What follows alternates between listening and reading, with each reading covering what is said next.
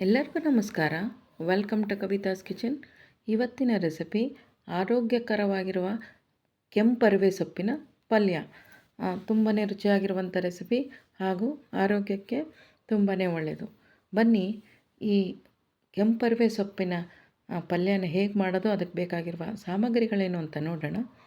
ಇಲ್ಲಿ 1 ಕಟ್ಟಿನಷ್ಟು ಅರಿವೆ ಸೊಪ್ಪನ್ನು ತಗೊಂಡು ನೀಟಾಗಿ ಬಿಡಿಸಿ 2ರಿಂದ 3 ಸರಿ ತೊಳೆದ್ಬಿಟ್ಟು ಚಿಕ್ಕ ಚಿಕ್ಕದಾಗಿ ಕಟ್ ಮಾಡಿ ಇಟ್ಕೋಬೇಕು. ಅಗಲವಾಗಿರುವ ಬಾಣಲಿ ಅಥವಾ ಪಾತ್ರೆಯನ್ನು ತಗೋಬೋದು. 2 ಚಮಚದಷ್ಟು ಎಣ್ಣೆನ ಹಾಕ್ಕೋಬೇಕು.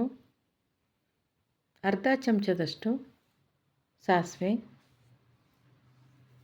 1/4 ಚಮಚದಷ್ಟು ಜೀರಿಗೆ, 1 ಕಡ್ಡಿ ಕರಿಬೇವನ್ನು ಹಾಕಿ 2 ನಿಮಿಷ ಫ್ರೈ ಮಾಡ್ಕೋಬೇಕು. 2 ಈರುಳ್ಳಿನ ಮೀಡಿಯಮ್ ಸೈಜಲ್ಲಿ ಕಟ್ ಮಾಡ್ಕೋಬೇಕು. 3ರಿಂದ 4 ಹಸಿಮೆಣಸಿಕಾಯಿನ ಚಿಕ್ಕ ಚಿಕ್ಕದಾಗಿ ಹೆಚ್ಕೊಂಡು ಹಾಕ್ಕೋಬೇಕು.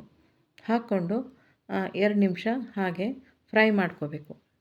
ಎಣ್ಣೆಯಲ್ಲಿ ಮಂದ ಊರಿನಲ್ಲೇ ಫ್ರೈ ಮಾಡ್ಕೋಬೇಕು.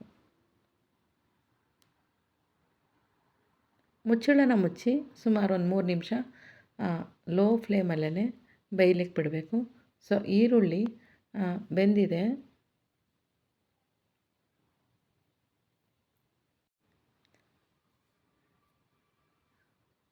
ಚಿಕ್ಕ ಚಿಕ್ಕದಾಗಿ ಕಟ್ ಮಾಡಿ ಇಟ್ಕೊಂಡಿರ್ತೀವಲ್ಲ, ಆ ಅರಿವೆ ಸೊಪ್ಪನ್ನು ಬಾಣಲಿ ಒಳಗೆ ಲೇಯರ್ ಬೈ ಲೇಯರ್ ಹಾಕ್ಕೋಬೇಕು. ಮಿಕ್ಸ್ ಮಾಡಬಾರ್ದು. ನೋಡಿ, ನಾನು ಹಾಕ್ತಾ ಇದ್ದೀನಲ್ಲ, ಇದೇ ಥರನೇ ಹಾಕ್ಕೋಬೇಕು. ಸೌಟಿಂದ ಹಾಗೆ ಒತ್ತಬೇಕು. ಒತ್ತಿಬಿಟ್ಟು ಆ ಲಿಡ್ನ ಕ್ಲೋಸ್ ಮಾಡಿ ಸುಮಾರು ಒಂದು 2ರಿಂದ 3 ನಿಮಿಷ ಹಾಗೇ ಬಿಡಬೇಕು. ಮಂದ ಉರಿ ಇರಬೇಕು. ಸೊ ನೋಡಿ, ಈಗ ಆ ಸೊಪ್ಪಿನ ಪ್ರಮಾಣ ಕಡಿಮೆ ಆಗಿದೆ. ಇವಾಗ ಮಿಕ್ಸ್ ಮಾಡ್ಕೋಬೇಕು. ನ್ಯಾಚುರಲ್ಲಾಗೇ ಸೊಪ್ಪಿನಲ್ಲಿ ನೀರಿನಂಶ ಇರೋದ್ರಿಂದ ಅದೇ ನೀರು ಬಿಟ್ಕೊಳುತ್ತೆ. ನೀರನ್ನು ಹಾಕೋ ಅವಶ್ಯಕತೆ ಇಲ್ಲ. ಸೊ ಈಗ ಸುಮಾರು ಒಂದು 1/4 ಚಮಚದಷ್ಟು ಉಪ್ಪನ್ನು ಹಾಕಿದರೆ ಸಾಕು. ಉಪ್ಪನ್ನು ಜಾಸ್ತಿ ಹಾಕಬಾರ್ದು. ನೈಸರ್ಗಿಕವಾಗಿ ಸೊಪ್ಪಿನಲ್ಲಿ ಉಪ್ಪಿರೋದ್ರಿಂದ ಉಪ್ಪು ಜಾಸ್ತಿ ಹಾಕ್ಕೊಳೋ ಹಾಗಿಲ್ಲ. ಸೊ ಉಪ್ಪನ್ನು ಹಾಕಿ ಚೆನ್ನಾಗಿ ಮಿಕ್ಸ್ ಮಾಡಿ ಮತ್ತೆ ಲಿಡ್ನ ಕ್ಲೋಸ್ ಮಾಡಿ ಸುಮಾರು 1 ನಿಮಿಷ ಬಿಡಬೇಕು.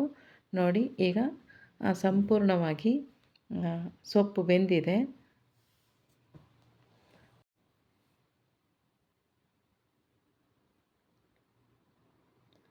ಒಂದೂವರೆ ಚಮಚದಷ್ಟು ಹುರಿಗಡಲೆ ಪುಡಿ. ಹುರಿಗಡಲೆ ಪುಡಿ ಹಾಕೋದ್ರಿಂದ ರುಚಿ ತುಂಬಾ ಚೆನ್ನಾಗಿ ಬರುತ್ತೆ. ಸೊ ಹುರಿಗಡಲೆ ಪುಡಿ ಹಾಕಿ ಮಿಕ್ಸ್ ಮಾಡಬೇಕು. ಈ ಪ್ರೋಸೆಸ್ ಎಲ್ಲ ಮಾಡೋದು ಮಂದ ಊರಿನಲ್ಲೇ ಮಾಡಬೇಕು. ಊರಿನ ಜೋರಾಗಿ ಇಟ್ಕೋಬಾರ್ದು.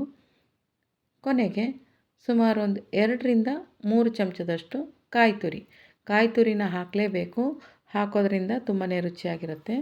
ಸೊ ಈ ಕೆಂಪರಿವೆ ಸೊಪ್ಪಲ್ಲಿ ಹಿಮೋಗ್ಲೋಬಿನ್ ಪ್ರಮಾಣನ ಹೆಚ್ಚಿಗೆ ಮಾಡೋ ಒಂದು ಐರನ್ ಕಂಟೆಂಟ್ ಇರುತ್ತೆ. ಖಂಡಿತವಾಗ್ಲೂ ಟ್ರೈ ಮಾಡಿ. ಈ ಸೊಪ್ಪನ್ನು ನಾವು ರೊಟ್ಟಿ ಜೊತೆ, ಚಪಾತಿ ಜೊತೆ, ಅನ್ನದ ಜೊತೆಗೂ ಕೂಡ ಸರ್ವ್ ಮಾಡ್ಬೋದು. ಸೊ ಈ ರೆಸಿಪಿ ನಿಮಗೆ ಇಷ್ಟ ಆಯಿತಾ? ಹಾಗಾದರೆ ಲೈಕ್ ಮಾಡಿ, ಶೇರ್ ಮಾಡಿ, ಕಮೆಂಟ್ ಮಾಡಿ, ಹಾಗೆ ಸಬ್ಸ್ಕ್ರೈಬ್ನೂ ಮಾಡ್ಕೊಳ್ಳಿ.